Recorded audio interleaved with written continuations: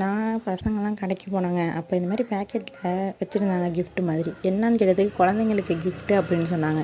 சரி வாங்கி பார்ப்போமேன்னு வாங்கினா ஒன்று 5 ரூபான்னாங்க.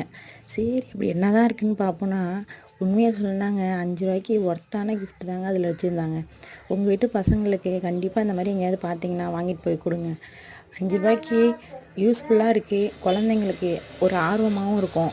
சரி அது உள்ளே என்ன இருக்குன்னு. நமக்கே கிஃப்ட்னால் அவ்வளோ பிடிக்கும், பசங்களுக்கு பிடிக்காதா?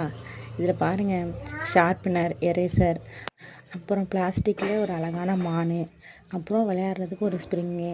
நாங்களும் என்ன தான் இருக்குன்னு பசங்க எல்லாத்தையும் பிரித்து முடிக்கிற வரைக்கும் ஆர்வமாக உட்காந்து பார்த்துட்டே இருந்தாங்க.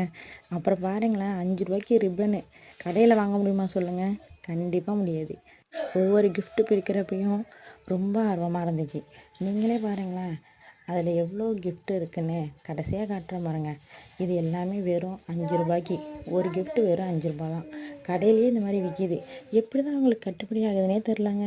பசங்களும் பிரிக்கிற வரைக்கும் நாங்களும் எண்டு வரைக்கும் உட்காந்து பார்த்துக்கிட்டே இருந்தோம். என்ன இருக்குது என்ன இருக்குன்னு. பாருங்களேன், எல்லாமே நல்லா